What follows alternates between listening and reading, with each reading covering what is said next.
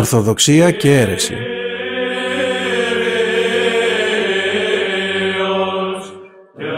Σειρά αντιαιρετικών εκπομπών με τον πατέρα Γεώργιο Μούλτο.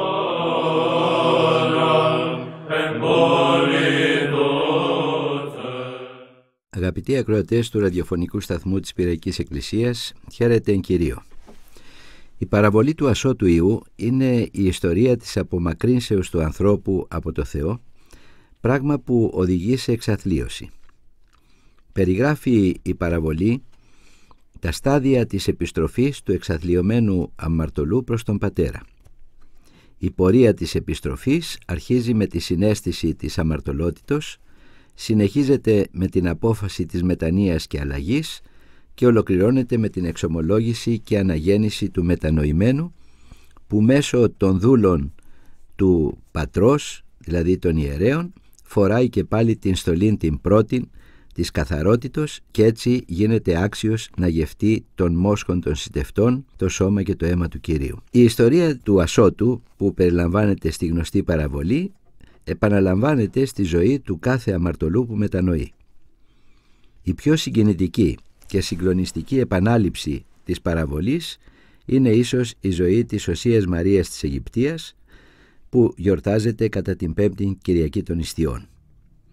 Όπως ο άσωτος άφησε το σπίτι του πατέρα του και σπατάλησε την περιουσία του με ασωτίες, έτσι και η Μαρία η Αιγυπτία άφησε το φόβο του Θεού σε ηλικία 12 ετών και έζησε επί 17 χρόνια έκλητη ζωή, και όχι από ανάγκη αλλά από επιθυμία της αμαρτίας, κατασπαταλώντας τα χαρίσματα του Θεού. Όπως πάλι ο άσωτος, όταν κατάντησε να βόσκει χείρους και να προσπαθεί να χορτάσει την πείνα του με ξυλοκέρατα, ήρθε σε συναίσθηση, έτσι και η Αγία Μαρία, όταν ένιωσε εκείνη τη θεία δύναμη που την εμπόδισε να μπει στο ναό των Ιεροσολύμων, συναισθάνθηκε την αμαρτωλότητά της.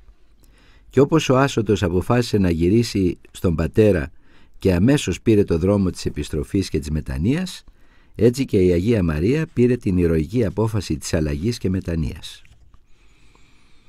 Εδώ πρέπει να θαυμάσει κανείς τον αγώνα αυτού του ανθρώπου, της Αγίας Μαρίας, για να ξεφύγει από το βούρκο και να φτάσει στη λύτρωση. Παίρνοντας σαν μοναδικά τρόφιμα στην έρημο 2,5 ψωμιά, πέρασε τον Ιορδάνη και βάδισε μέσα στη φοβερή έρημο, όπου έζησε 45 ολόκληρα χρόνια. Τα πρώτα χρόνια τρεφόταν τρώγοντας λίγο τα 2,5 ψωμιά και αργότερα τρεφόταν με βότανα που έβρισκε εδώ και εκεί. Το ρούχο της σιγά σιγά έλειωσε και χωρίς ρούχα υπέφερε φρικτά το τρομερό κρύο τις νύχτες και τον αφόρητο καύσωνα την ημέρα. Αλλά εκτός από το κρύο, τη ζέστη και την πείνα, τη βασάνιζαν φρικτά και οι παράλογες επιθυμίες. Επιθυμούσε τα πλούσια φαγητά που έτρωγε στην Αίγυπτο και τα είχε συνηθίσει, επιθυμούσε να τραγουδήσει τα πορνικά τραγούδια που ήξερε, τη βασάνιζαν οι λογισμοί της πορνείας. Έπεφτε τότε στη γη και κλαίγοντας ζητούσε από την προστάτηδά της Παναγία να τη λυτρώσει. Κάποιες φορές έμενε σε αυτή τη στάση ολόκληρο 24ωρο, μέχρι να ανακουφιστεί από τους σατανικούς λογισμούς. Με τέτοιο αγώνα βρήκε τη λύτρωση, αλλά και την επεσκίασε η χάρη του Θεού. Χωρίς να ξέρει γράμματα, γνώριζε την Αγία Γραφή ολόκληρη. Πήρε από το Θεό χάριζαμα θαυματουργίας καθώς και προορατικό. Ολοκλήρωσε τον εξαγιασμό της με την Αγία Κοινωνία που της μετέφερε ο Άγιος Ζωσιμάς στην έρημο όταν την βρήκε εκεί. Σε αυτή τη θαυμαστή ιστορία της Αγίας Μαρίας Αιγυπτίας επισημαίνουμε το γεγονός ότι αν και ο Θεός έδειξε με τα έκτακτα χαρίσματά του προς αυτήν ότι δέχτηκε τη μετάνοιά της και την καθάρισε από κάθε μολυσμό αμαρτίας, μετά τον συγκλονιστικό 45χρονο αγώνα της στην έρημο, η Αγία δεν θεώρησε περιττό να επισφραγίσει την επιστροφή της στο Θεό Πατέρα με την Αγία Κοινωνία, αλλά τη ζήτησε, την περίμενε με λαχτάρα 1 χρόνο και την πήρε.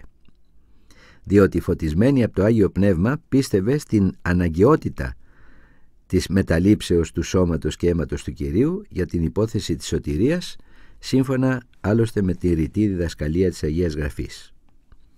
Αυτό όμως που η αποδεδειγμένα φωτισμένη από το Άγιο Πνεύμα Οσία Μαρία το πίστευε ακράδαντα, το αρνούνται οι σκοτισμένοι από το διάβολο αιρετικοί.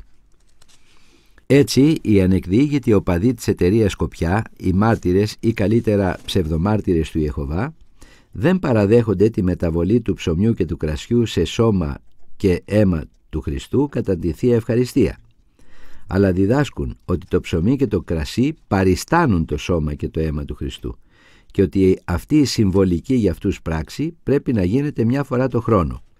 Την ονομάζουν ανάμνηση και λένε ότι μόνο όσοι περιλαμβάνονται στους 144.000 εκλεκτούς έχουν δικαίωμα να τρώνε αυτά τα κατά αυτούς σύμβολα. Οι προτεστάντες όλων των κατηγοριών πάλι, που και αυτοί αρνούνται το μυστήριο της Θείας Ευχαριστίας με τη μεταβολή του ψωμιού και του κρασιού σε σώμα και αίμα του Χριστού, που έγινε για πρώτη φορά στο μυστικό δείπνο από τον ίδιο τον Κύριό μας Ιησού Χριστό, προσπαθούν με την ανθρώπινη λογική να καταλάβουν το μυστήριο και λένε πώς είναι δυνατόν να είναι παρόν ο Χριστός στο μυστικό δείπνο και να δίνει την ίδια τη σάρκα του στους μαθητές πριν μάλιστα προσφερθεί η θυσία του Γολγοθά. Άρα αυτό που έδωσε ο Χριστός στους μαθητές του κατά αυτούς ήταν σύμβολο και όχι πραγματικά η σάρκα του. Απαντάμε σε αυτά ότι τα θεία πράγματα δεν είναι δυνατόν να τα κατανοήσουμε λογικά. Τα δεχόμαστε όμως με πίστη αφού μας διαβεβαιώνει γι' αυτά ο ίδιος ο Κύριος. Έτσι δεχόμαστε ότι ο Κύριος έδωσε στους μαθητές του την ίδια του τη σάρκα στο μυστικό δείπνο, όπως θα γινόταν αν ο Κύριος ήταν μια λαμπάδα και μετέδιδε φως σε άλλες λαμπάδες στους μαθητές του, χωρίς να μειωθεί καθόλου το φως του, η υπόστασή του. Ο Κύριος δεν αφήνει περιθώρια να εννοήσουμε συμβολικά τα λόγια του μυστικού δείπνου. Λέει ρητός, τούτο μου εστί το σώμα, και όχι ο άρτος ούτος εστί το σώμα μου.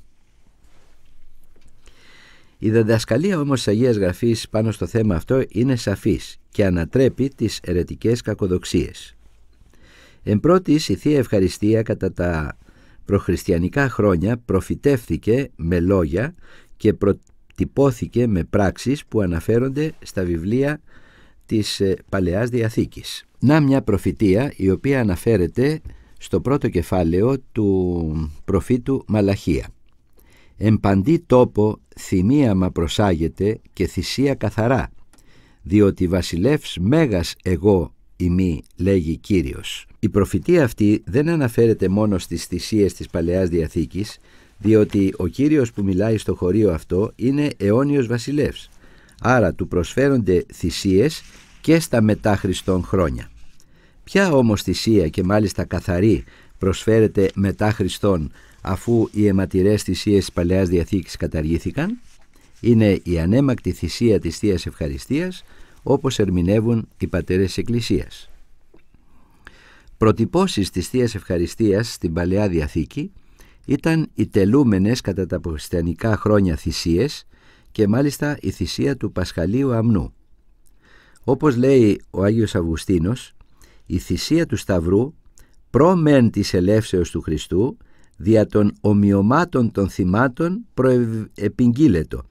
Δηλαδή ότι πριν έρθει ο Χριστός η θυσία του Σταυρού προτυπώθηκε από τις θυσίες των ζώων που γίνονταν κατά τα χριστιανικά χρόνια. Κατά δε το πάθος του Χριστού εν αυτή τη αληθεία ανεπέμπετο και μετά την ανάληψη του Χριστού δια του μυστηρίου της αναμνήσεως επιτελείται. Δηλαδή ότι όταν ήρθε ο Χριστός τότε προσφέρθηκε στην πραγματικότητα η θυσία του σώματος και του αίματος του και μετά την ανάληψη του Χριστού προσφέρεται πάλι δια του μυστηρίου της αναμνήσεως, δηλαδή της Θείας Ευχαριστίας.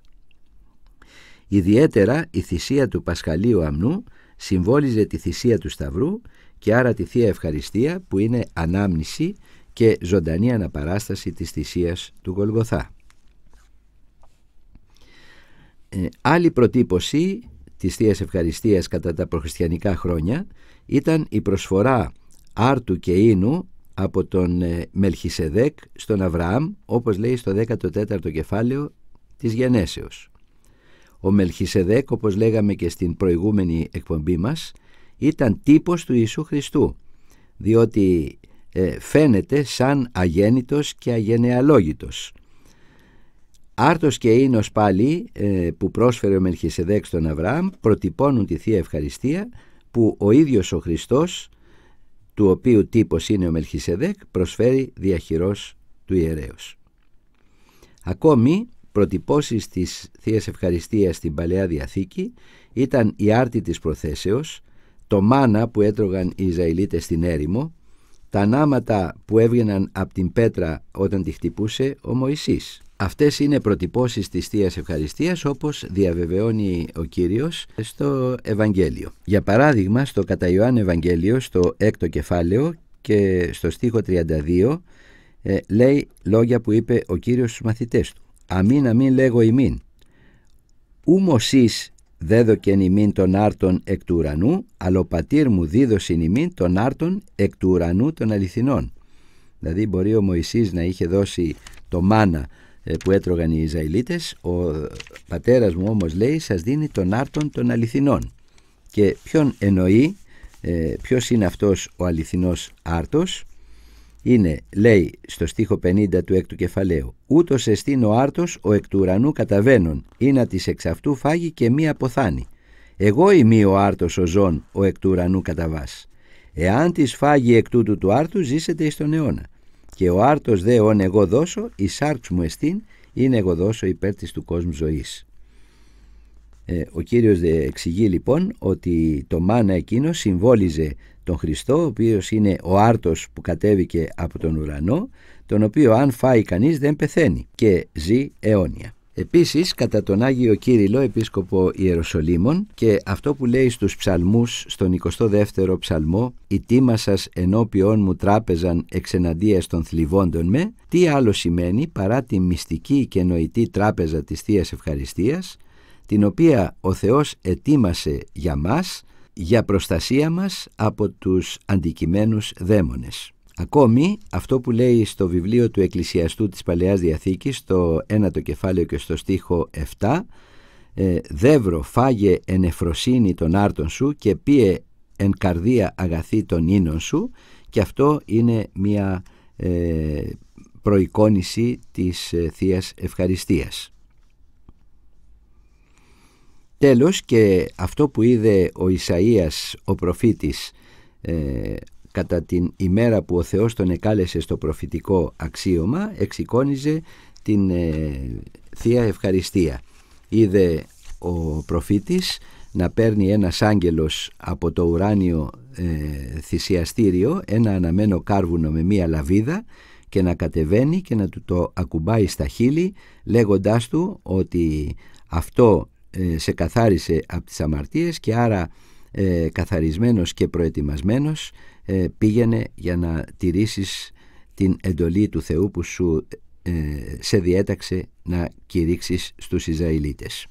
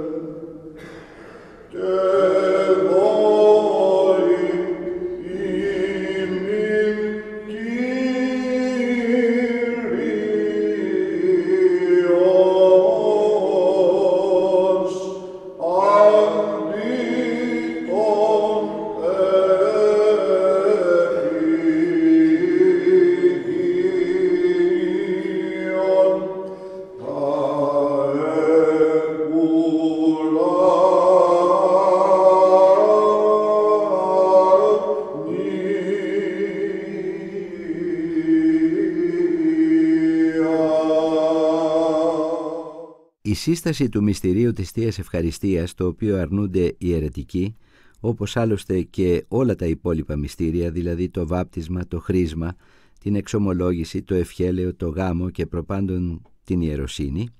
Η σύσταση λοιπόν του μυστηρίου της Θείας Ευχαριστίας δεν προφητεύθηκε και προτυπώθηκε μόνο κατά την περίοδο της Παλαιάς Διαθήκης, όπως είπαμε προηγουμένως, αλλά προαναγγέλθηκε από τον Κύριο στους μαθητές του πριν ακόμα τους παραδώσει το Ιερό Μυστήριο. Διαβάσαμε κάποιους στίχους προηγουμένως από το 6ο κεφάλαιο του κατά Ιωάννη Ευαγγελίου. Εκεί μας μιλάει για έναν άρτο ο οποίος θα δοθεί από το Θεό στους ανθρώπους από τον ουρανό. Ούτως εστίν ο άρτος ο εκ του ουρανού καταβάς. Μιλάει για έναν ουράνιο άρτο που προκαλεί σε όσους τον γεύονται την αιώνια ζωή. Μπορεί και αυτοί να πεθαίνουν σωματικά, όπως και οι Εβραίοι που έτρωγαν το μάνα, αλλά έχοντας μέσα στην αθάνατη ψυχή τους την πνευματική ζωή, ουσιαστικά κοιμούνται και δεν πεθαίνουν, αναμένοντας τη γενική Ανάσταση των νεκρών κατά τη Δευτέρα Παρουσία. Ποιος δε συγκεκριμένα είναι αυτός ο ουράνιος άρτος? Το είπε ο Κύριος στο 6ο κεφάλαιο του κατά Ιωάννη Ευαγγελίου, λέει «Εγώ είμαι ο άρτος της ζωής». Ο ίδιος ο Κύριος είναι ο ουράνιος άρτος που μας τρέφει με τη διδασκαλία του και με το σώμα του. Είναι λοιπόν ο Χριστός ο άρτος της ζωής, είναι η ζωή μας. Όποιος ενώνεται με τον άρτο αυτό δεν πεθαίνει. Και πιο συγκεκριμένα, όπως διαβάσαμε, ο άρτος όν εγώ δώσω, η σάρξ μου εστίν, είναι εγώ δώσω υπέρ της του κόσμου ζωής. Δηλαδή, ο άρτος της Θείας Ευχαριστίας δεν είναι αντίτυπο, αλλά σάρκα πραγματική του Κυρίου. Η ίδια η σάρκα που ο Χριστός παρέδωσε σε σταυρική θυσία για χάρη μας. Χωρίς τη μετάληψη αυτής της σάρκας δεν μπορεί να κερδίσει κανείς την αιώνια ζωή. Εάν μη φάγετε την σάρκα του Υιού του ανθρώπου, λέει στο στίχο 53 του 6ου κεφαλαίου, και πείτε αυτού το αίμα, ούκ έχετε ζωήν εν εαυτής. Δεν μπορείτε δηλαδή να σωθείτε. Αδύνατη είναι η σωτηρία χωρίς την Αγία Κοινωνία. Λέγοντας αυτά ο Κύριος, λοιπόν, μιλούσε για τον άρτο και το ποτήριο που πρόκειτο να δώσει στους μαθητές του κατά το τελευταίο δείπνο.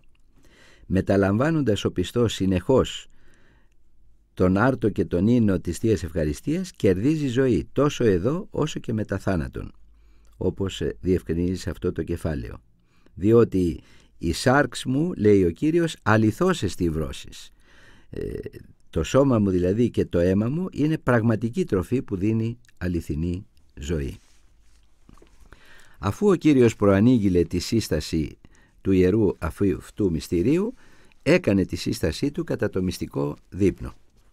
Διαβάζουμε από το 26ο κεφάλαιο του κατά Ματθαίον Ευαγγελίου τους στίχους που μιλάνε για το θέμα αυτό.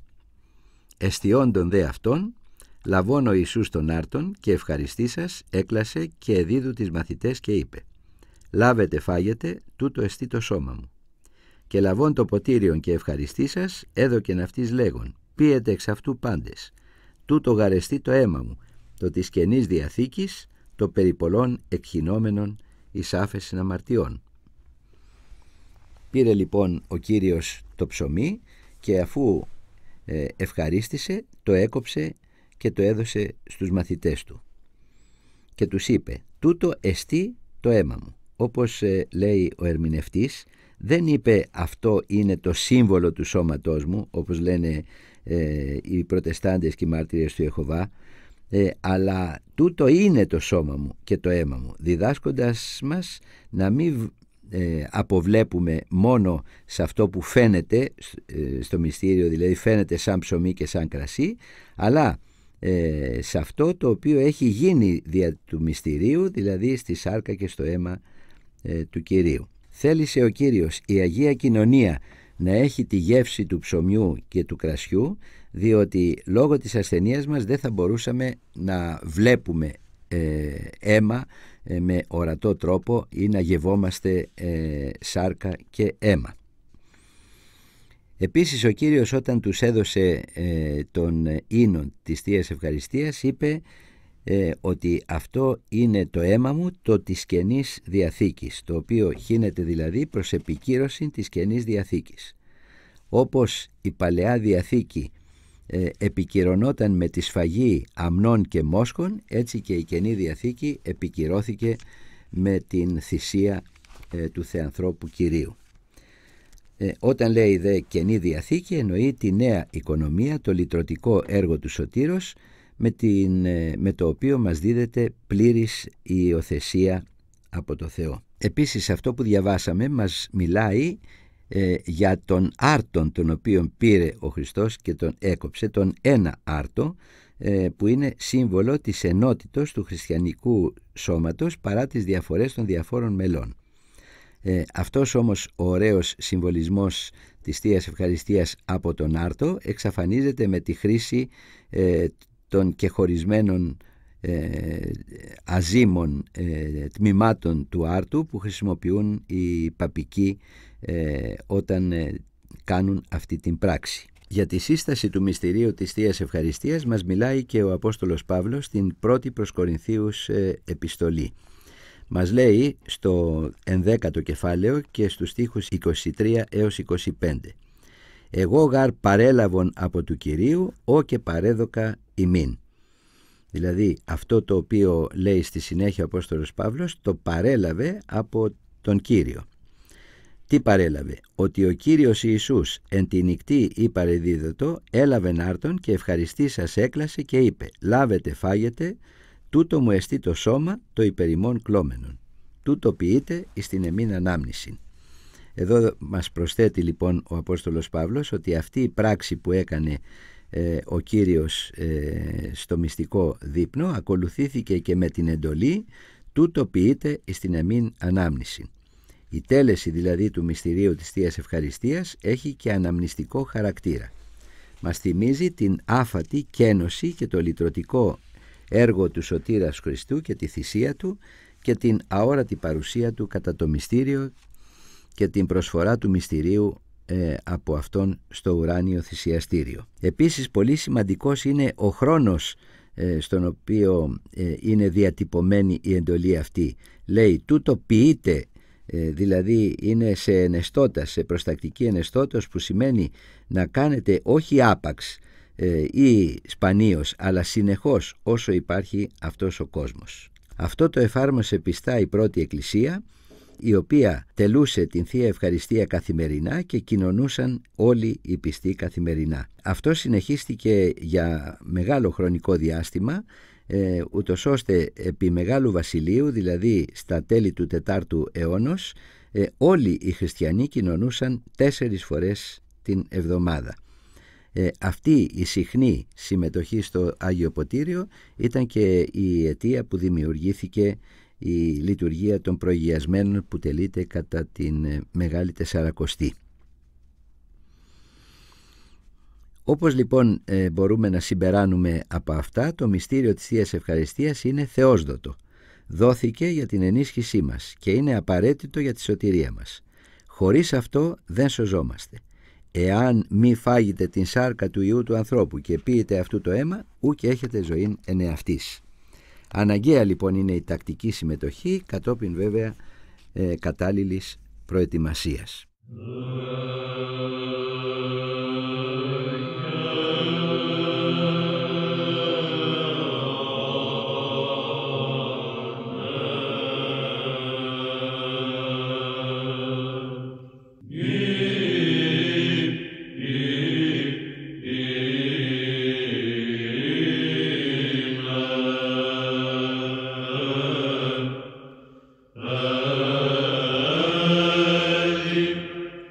No.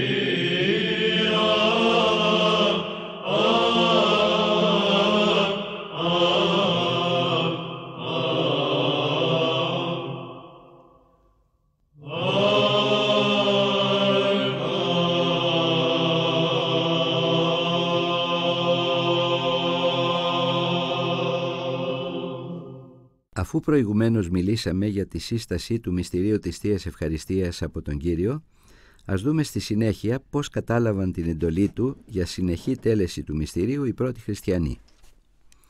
Τα αρχαιότερα κείμενα που μας περιγράφουν τη ζωή της πρώτης Εκκλησίας βρίσκονται στην Καινή Διαθήκη. Από αυτά μαθαίνουμε πως οι πρώτοι χριστιανοί έκαναν πράξη την εντολή του Κυρίου «Λάβετε φάγετε, πίετε εξ αυτού πάντες και τούτο ποιείτε εις την εμήν ανάμνηση». Ανοίγοντας έτσι το βιβλίο των πράξεων των Αποστόλων, μαθαίνουμε ότι η πρώτη εκκλησία που σχηματίστηκε κατά την ημέρα της Πεντηκοστής, αμέσως μετά το σχηματισμό της άρχισε να τηρεί απαρέκκλητα και συχνά τη βασικότατη για την ζωή εντολή της Αγίας Κοινωνίας. Διαβάζουμε μερικούς στίχους από το δεύτερο κεφάλαιο των πράξεων των Αποστόλων. «Ημένουν ασμένος αποδεξάμενοι των λόγων αυτού ευαπτίστησαν και προσετέθησαν τη ημέρα εκείνη ψυχέ οσί 3.000».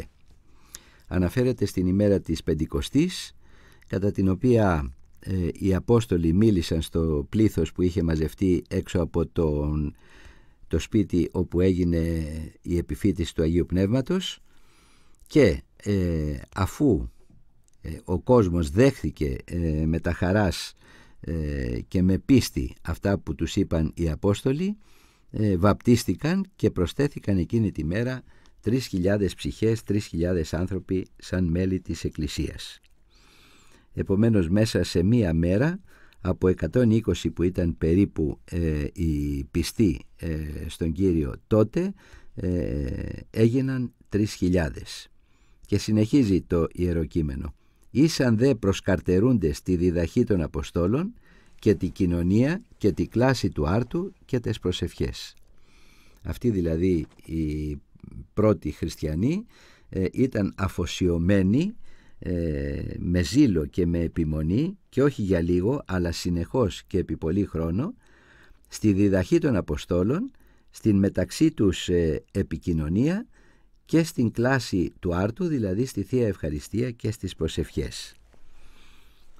Ήταν δηλαδή αφοσιωμένοι, μας λέει, στη διδαχή των Αποστόλων, δηλαδή στη διδασκαλία του Λόγου του Θεού, όχι από οποιουσδήποτε αλλά από τους Αποστόλους που ήταν οι φορείς της γνήσιας διδασκαλίας. Επίσης ήταν αφοσιωμένοι στην κοινωνία, δηλαδή στη μεταξύ τους στοργική επικοινωνία, και επομένως συμπεραίνουμε ότι γίνονταν συνάξεις γεμάτες από ενότητα και αγάπη. Επίσης ήταν αφοσιωμένοι στην κλάση του άρτου, δηλαδή στη Θεία Ευχαριστία, στο μυστήριο. Αυτά γίνονταν όχι στο ναό των Ιεροσολύμων αλλά σε ιδιαίτερο σπίτι. Και ακόμη ήταν αφοσιωμένοι στις προσευχές οι οποίες συνδέονταν με το μυστήριο. Ορισμένες προσευχές δηλαδή που συνόδευαν τη Θεία Ευχαριστία. Να λοιπόν τα 4 χαρακτηριστικά της αρχαίας λατρείας που τα συναντάμε μέχρι σήμερα στην Ορθόδοξη Εκκλησία: σύναξη σε ορισμένο τόπο, κήρυγμα, προσευχές, μυστήριο της Θείας Ευχαριστίας. Κάθε πότε? Καθημέραν, μας λέει παρακάτω στο στίχο 46. Καθημέραντε προσκαρτερούντες ομοθυμαδών εν το ιερό, κλώντεστε κατοίκων άρτων, μετελάμβανον τροφής εν αγαλιάσει και αφελότητη καρδίας. Κάθε μέρα τελούσαν τη Θεία Ευχαριστία. Αν θέλουμε περισσότερες λεπτομέρειες για τη λατρεία της πρώτης Εκκλησίας, θα πρέπει να ανατρέξουμε και σε μεταγενέστερα κείμενα από την Καινή Διαθήκη. Ένα τέτοιο κείμενο ανήκει στον φιλόσοφο και μάρτυρα Ιουστίνο, που μας περιγράφει με λεπτομέρεια τη λατρευτική μυστηριακή σύναξη της αρχαίγονης Εκκλησίας της Ρώμης στα μέσα του Δευτέρου αιώνα, δηλαδή μεταξύ 100 και 200. Λέει: «Τη του ηλίου λεγόμενη ημέρα, πάντων κατά πόλης ή αγρούς μενόντων, επί το αυτό συνέλευσης γίνεται». Δηλαδή στην ημέρα η οποία ονομάζεται ημέρα του ηλίου, δηλαδή κατά την Κυριακή, όλοι που έμεναν στην πόλη και στους αγρούς μαζεύονταν στο ίδιο μέρος. Σε αυτή τη συνέλευση, όπως μας λέει ο Άγιος Μάρτυρας, διαβάζονταν τα απομνημονεύματα των Αποστόλων, δηλαδή η Καινή Διαθήκη, και τα συγγράμματα των προφητών, η Παλαιά Διαθήκη. Αφού τέλειωνε η ανάγνωση, τότε ο προεστός διαλόγου την νουθεσίαν και πρόκλησιν της των καλών τούτων μιμήσεως ποιείται. Μετά δηλαδή από την ανάγνωση των κειμένων, ο προεστός, ο επικεφαλής της συνάξεως, έκανε κήρυγμα πάνω σε αυτά τα οποία είχαν διαβάσει για να τους παρακινήσει τους χριστιανούς να τα τηρήσουν. Ύστερα όλοι σηκώνονταν από τη θέση τους και άρχισαν να προσεύχονται στο Θεό, και μετά το τέλος των προσευχών άρτος προσφέρεται και ίνος και είδωρ, και ο προεστός ευχάς ομοίως και ευχαριστίας όση δύναμη σε αυτό αναπέμπει, και ο λαός επεφημεί λέγον το αμήν. Και η διάδοσης και μετάληψης από τον ευχαριστηθέντον γίνεται, και τη σου παρούσι δια των διακόνων πέμπεται. Δηλαδή ότι μετά από τα αναγνώσματα και το κήρυγμα προσφερόταν άρτος ίνος και ο προεστός, ο επικεφαλής, δηλαδή ο Απόστολος ή ο Επίσκοπος, έλεγε προσευχές κατά την δύναμή του, ενώ ο λαός συμφωνούσε με τις προσευχές λέγοντας το αμήν. Και μετά την τέλεση του μυστηρίου γινόταν η Θεία Μετάληψη από τους πιστούς, και αν κάποιοι για κάποιους λόγους υγείας δεν μπορούσαν να είναι παρόντες, εστέλεται η Αγία Κοινωνία και σε αυτούς. Παρατηρούμε σε αυτά τα λόγια μια καταπληκτική ομοιότητα της Θείας Λειτουργίας της πρώτης Εκκλησίας σε όλες τις λεπτομέρειες με τη Θεία Λειτουργία της σύγχρονης Εκκλησίας του 21ου αιώνα, της Ορθόδοξης. Ας κάνουμε τη σύγκριση. Γινόταν, λέει, σύναξη την ορισμένη μέρα, την Κυριακή, η μέρα του ηλίου. Τη λέγανε έτσι σαν πρώτη της πλανητικής εβδομάδος που ακολουθούσαν οι Ρωμαίοι. Τι γινόταν σε αυτή την σύναξη? Γινόταν ανάγνωσης των απομνημονευμάτων των Αποστόλων και των συγγραμμάτων των προφητών. Και σήμερα στην Εκκλησία διαβάζουμε τον Απόστολο και το Ευαγγέλιο. Κατά δε τις εορτές διαβάζουμε στους εσπερινούς και προφητείες από την Παλαιά Διαθήκη. Τρίτον, γινόταν ομιλία του προεστώτος επί των αναγνωσμάτων. Σήμερα είναι το κήρυγμα. Βλέπουμε δηλαδή σε αυτό ότι το κήρυγμα δεν είναι κάτι προαιρετικό ή αδιάφορο, αλλά είναι αναπόσπαστο κομμάτι της Θείας Λειτουργίας. Τέταρτον, γίνονταν τότε προσευχές από όλο το λαό σε ορθία στάση, και σήμερα μετά τα αναγνώσματα και το κήρυγμα λέγονται πολλές προσευχές, το χερουβικό, αιτήματα, ευχές και πρώτης Θείας Ευχαριστίας. Εν συνεχεία προσφερόταν άρτος και ίνος και τελείτο το μυστήριο από τον προεστώτα, ενώ ο λαός συμφωνούσε λέγοντας το αμήν, όπως γίνεται μέχρι σήμερα. Σαφώς επίσης μας λέει ο Άγιος Ιουστίνος ότι κατά το μυστήριο χρησιμοποιούσαν τότε άρτο ένζυμο και όχι άζυμο, κοινό ψωμί δηλαδή. Και στο μυστικό δείπνο τέτοιο ψωμί χρησιμοποίησε ο Κύριος, διότι δεν ήταν ακόμη το Πάσχα, αλλά ήταν 2 μέρες πιο πριν. Οι δυτικοί όμως εφάρμοσαν και εδώ μια καινοτομία, εισάγοντας τον άζυμο άρτο από τον 8ο αιώνα και μάλιστα εναλλάξ με ένζυμο. Μετά από την τέλεση του μυστηρίου γινόταν η Θεία Μετάληψη των πιστών, όπως και σήμερα, και τέλος στελόταν η Αγία Κοινωνία και στους ασθενείς κατοίκων, πράγμα που σημαίνει ότι θεωρούσαν εντελώς απαραίτητο να κοινωνήσει οπωσδήποτε κάθε Κυριακή κάποιος, ακόμα και αν έλειπε από την Εκκλησία. Συνεπώς, αφού η Αγία Κοινωνία ήταν απαραίτητη, ήταν φυσικά απαραίτητη και η ανελιπή συμμετοχή των πιστών στη Θεία Λειτουργία. Αυτό άλλωστε το εκφράζει και ο 80ος κανόνας της Πενθέκτης, ο οποίος λέει ότι ο χριστιανός ο οποίος για 3 συνεχόμενες Κυριακές δεν πάει στην Εκκλησία δεν έχει δικαίωμα να κοινωνεί, διότι είναι απαράδεκτο αυτό από χριστιανικής πλευράς. Βλέπουμε λοιπόν πόσο μεγάλη ομοιότητα έχει η Θεία Λειτουργία που τελούσαν στην αρχαία Εκκλησία με τη σημερινή στην Ορθόδοξη Εκκλησία. Γι' αυτό και δικαίως η Ορθοδοξία ονομάζεται η Εκκλησία της Παραδόσεως, αφού τόσο πιστά έχει διατηρήσει τη διδασκαλία του Ευαγγελίου και τη Θεία Λατρεία μέχρι τις μέρες μας, παρά τα φοβερά σκαμπανεβάσματα που πέρασε το σκάφος της Εκκλησίας κατά τη διάρκεια των αιώνων. Έρχονται τώρα οι αιρετικοί, οι Προτεστάντες και οι μάρτυρες του Ιεχωβά, που ισχυρίζονται ότι αυτοί μόνο τηρούν σωστά την Αγία Γραφή και μας λένε ότι η Θεία Ευχαριστία δεν είναι μυστήριο, αλλά μια συμβολική πράξη, και σαν συμβολική δεν είναι απαραίτητη για τη σωτηρία μας. Με αυτό τον κακόδοξο ισχυρισμό όχι μόνο διαγράφουν όλα αυτά που διαβάσαμε προηγουμένως από τα Ιερά Κείμενα, αλλά και βγάζουν όλους τους πρώτους χριστιανούς που χύσανε το αίμα τους για το Χριστό και το Ευαγγέλιο σαν αδαείς για την αληθινή έννοια του Λόγου του Θεού. Τα συμπεράσματα που μπορείτε να βγάλετε για αυτούς τους κακοήθεις διαστρεβλωτές της αλήθειας είναι προφανή.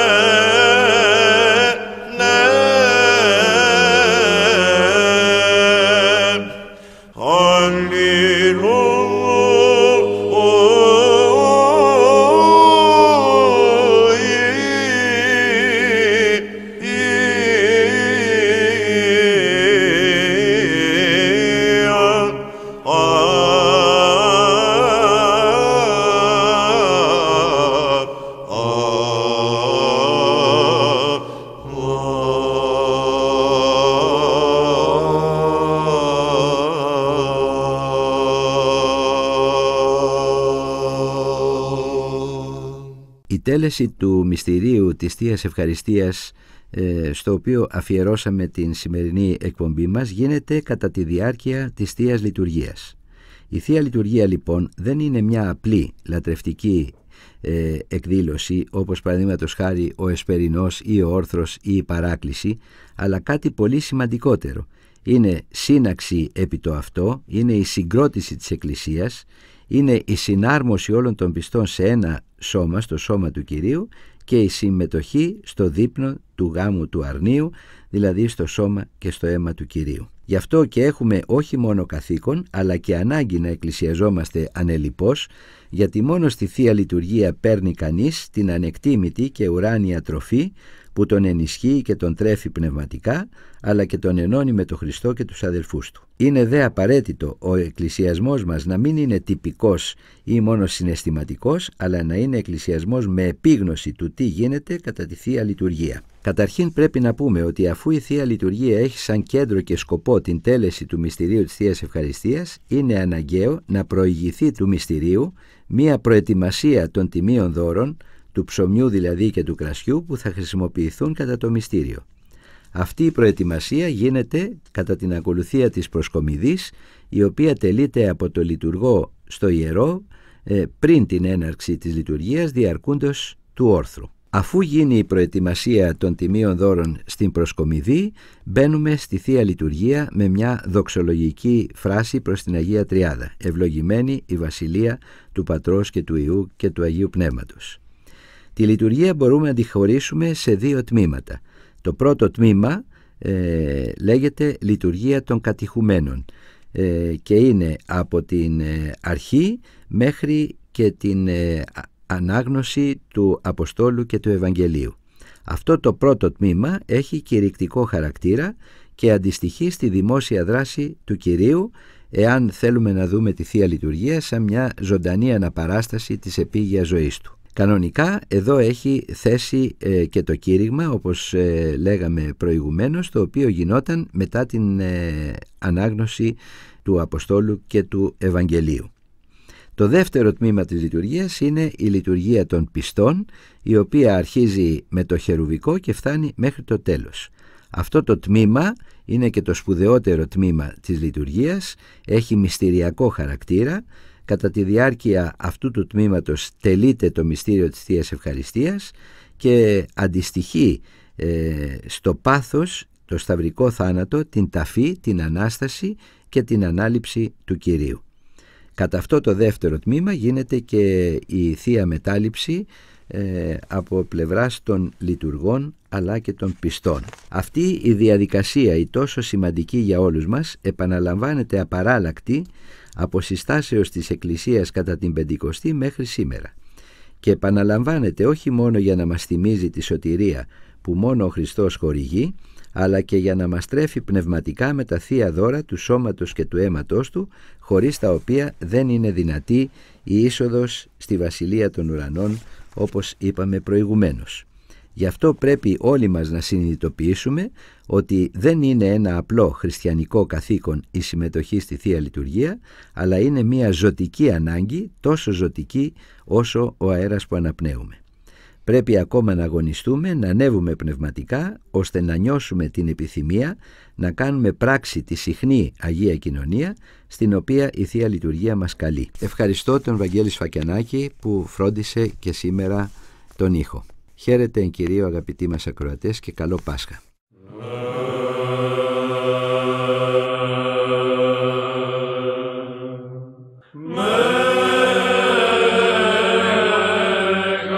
Ορθοδοξία και αίρεση.